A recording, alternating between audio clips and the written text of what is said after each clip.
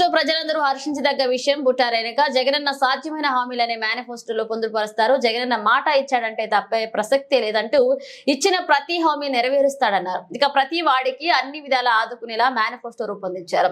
ప్రతి పేదవాడి సంక్షేమానికి ఉపయోగపడేలా అమ్మఒడి, వృద్ధాప్య వేతనంతో పెన్షన్ పెంచడం, ఓబీసీ నేస్తం, నేతన్న నేస్తం, సున్నా వడ్డీకే రుణాలు కొనసాగిస్తున్నారు. ఇన్ఫాక్ట్ ఆ మేనిఫెస్టో మీరందరూ కూడా చూసే ఉంటారు. ఏవైతే సాధ్యమవుతాయో, ఏదైతే మేము చేయగలుగుతామో వాటినే చాలా చక్కగా వివరించడం జరిగింది. ఎక్కడా కూడా సాధ్యం కానిది, అమలు కానిది మేము చెప్పలేదు. జగనన్న చాలా క్లియర్గా చెప్పాడు. ఇది చాలా అట్రాక్టివ్ మేనిఫెస్టో, కానీ అబద్ధాలు లేకుండా ఎవరిని మోసం చేయని ఒక క్లియర్ మేనిఫెస్టో అని.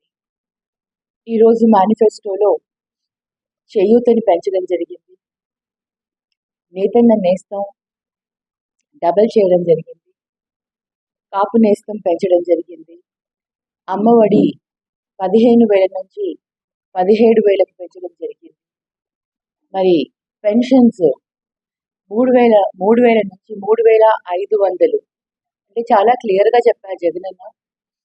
5,000 కూడా సరే, 500 కూడా విడతల వారీగా 2 సార్లు 2028లో ఒకసారి, 29లో ఇంకొకసారి. ఈ విధంగా ఎప్పుడు పెంచుతాం, ఎలా పెంచుతాం కూడా ఖచ్చితంగా డేట్స్, అంటే మంత్స్తో సహా, ఇయర్తో సహా చెప్పడం జరిగింది. ఈ విధంగా ఇప్పుడు దాకా గత 5 ఏళ్లలో ఆయన ఇచ్చిన ఏదైతే హామీలు ఉన్నాయో ఆ హామీలన్నీ కూడా 99% మేము హామీలన్నీ కూడా నెరవేర్చడం జరిగింది.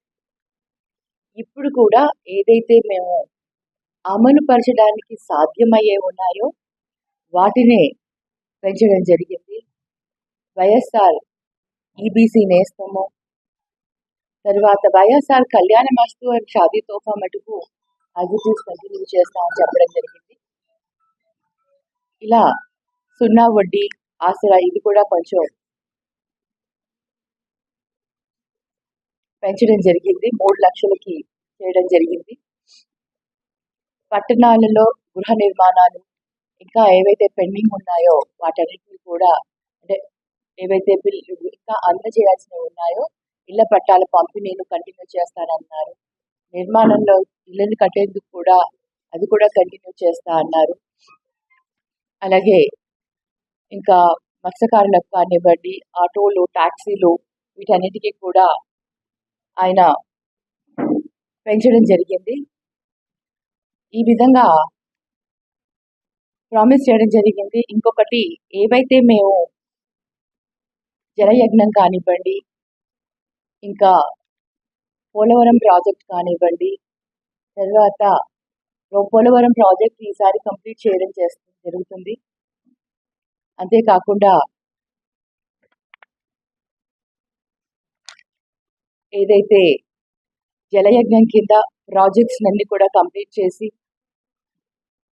స్కిల్ డెవలప్మెంట్ కింద ఉద్యోగ అవకాశాలు కానివ్వండి, పరిశ్రమలు కానివ్వండి, వీటన్నిటినీ కూడా మౌలిక సదుపాయాలు కానివ్వండి, రోడ్స్, రిపేర్స్, డ్రైన్స్, వీటన్నిటినీ కూడా కంప్లీట్ చేయడము, వీటన్నిటినీ కూడా మేము తీసుకునే ప్రాజెక్ట్స్ ఇవన్నీ కూడా కంప్లీట్ చేయడం, ఇవన్నీ కూడా చెప్పడం జరిగింది.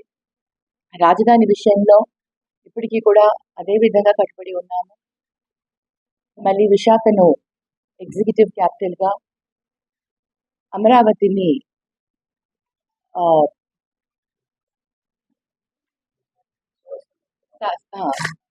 అసెంబ్లీ రాజధానిగా, అలాగే కర్నూలుని న్యాయ రాజధానిగా అదే విధంగా కంటిన్యూ చేస్తాము. మళ్ళీ ఏవైతే పెండింగ్లో ఉన్న ప్రాజెక్ట్స్ అన్నీ కూడా కంప్లీట్ చేస్తామని కూడా చెప్పడం జరిగింది. ఈ విధంగా సుపరిపాలన అందిస్తాము. ప్రతి ఒక్కరికి కూడా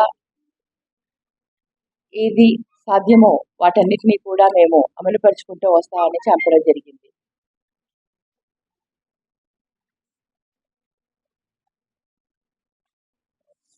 అర్హులైన అందరికీ కూడా అదే ఇల్లు కట్టించడం కానీ, పెన్షన్స్ కానివ్వండి, వీటన్నిటిని కానివ్వండి, 9 ఏవైతే నవరత్నాలు ఉన్నాయో వాటన్నిటిని మళ్ళీ కొంచెం పెంచుతూ, వాటన్నిటిని కొంచెం సవరిస్తూ, మరి ఆరోగ్యశ్రీలో కూడా విస్తరణ చేస్తూ, అంటే ఇంకా ఎక్కువగా వాటిని యాడ్ చేస్తూ దాంట్లోకి ఏవైతే ఉన్నాయో వాటన్నిటిని కూడా కలుపుకుంటూ వెళ్ళడం జరుగుతుందని చెప్పడం జరిగింది.